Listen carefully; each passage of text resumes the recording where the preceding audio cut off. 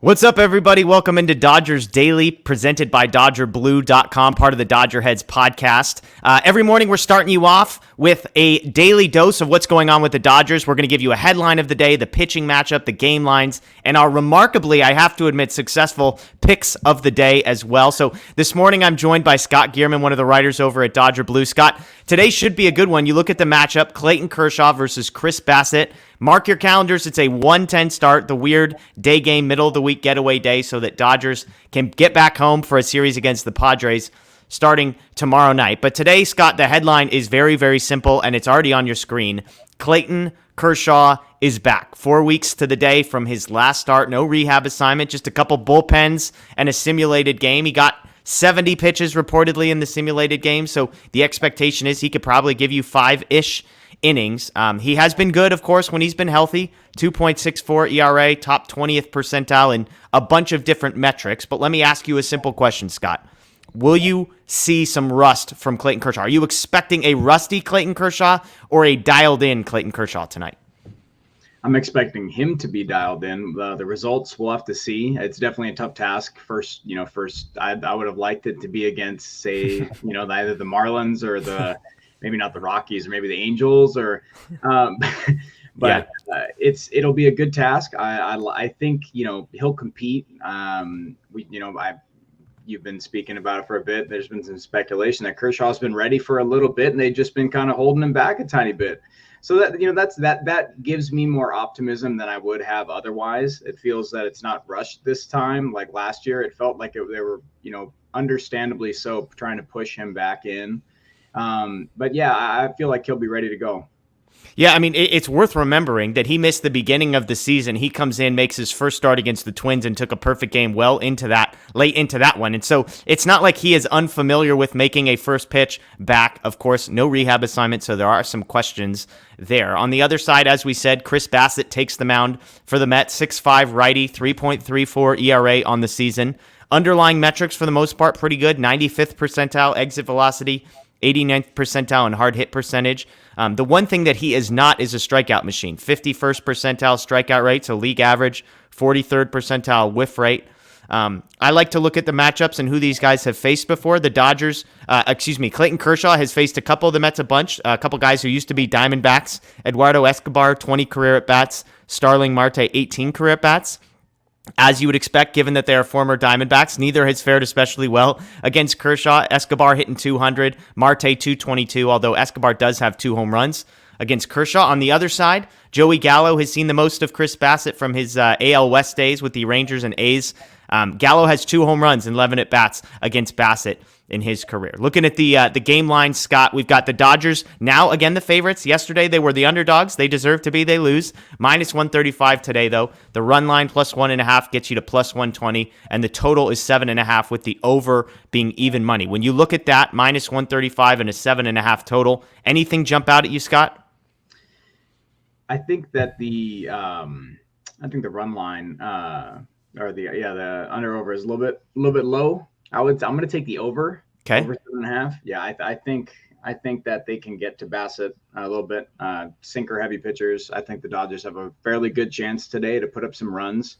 And I feel like after last night, something clicked. Something clicked later on in that game against Jacob deGrom.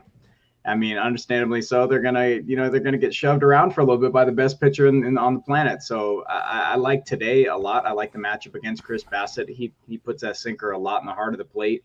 I like the Dodgers offense today.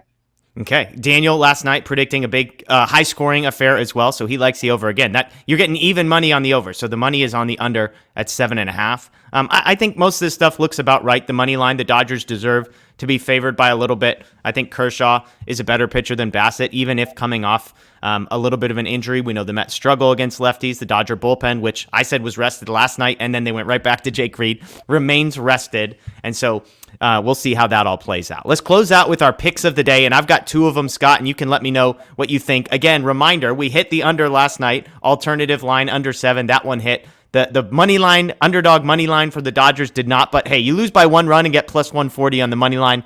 we're a Justin Turner robbery away from feeling pretty good about that one. Today I'm going back to the player prop side, and I've got two for you. The first is Trayce Thompson to get a hit, over one or more hits, so over 0.5 hits. That's currently minus 125. If Thompson plays, that's the big caveat here. We don't know. He's kind of been on an every other day schedule. Today would be the every other day. It also feels like the type of game where you get a guy like Thompson in a 110 start getaway day. We'll see. But in his last 6 starts, Thompson has a hit in all 6 of those starts. Obviously, he crushes righties, of which Bassett is one. With Thompson, you're always worried about strikeouts. Bassett, not a strikeout guy. So I like the matchup there. If we can get one or more hit from Trayce Thompson, we're winning some money. And then the second is Bassett under 4.5 strikeouts. That's our plus money bet of the day, plus 120 there. I like the opposing pitcher unders against the Dodgers just because, as you kind of hinted at, there's always the chance that these guys get knocked out early and he doesn't go more than 4 or 5 innings. If they can keep him 5 or fewer innings, I like my odds there of under 4.5 strikeouts. The strikeout numbers for him, again, average overall. He's gone under 4.5 his last 2 starts and 4 of his last 6 starts as well. I know the Dodgers swing and miss a lot. That's why you're getting plus money, but I like my chances there. Thompson, 1 or more hits. Bassett, under 4.5 strikeouts. What do you think? We're riding our guy Trayce, aren't we now? Yes, absolutely. Absolutely. Yeah, I do agree with you. I watched that last night, and I do agree that Trayce needs to get a little bit more regular time. See what he can do. It's just like you said, the sample size is what it is at this point. He's hitting righties. So I like your Trayce. We're gonna ride with Trayce today. I'm walking the line with Bassett K's. I know, man. I know they faced him back in June, and they struck out a bunch, and he had a pretty good run. But like you said, for the last few outings, he's been a little bit right there. So it's a solid one. Cincinnati is the only one he cleared it. So I'm gonna take the under. I'll go with you the under. I think he gets 4.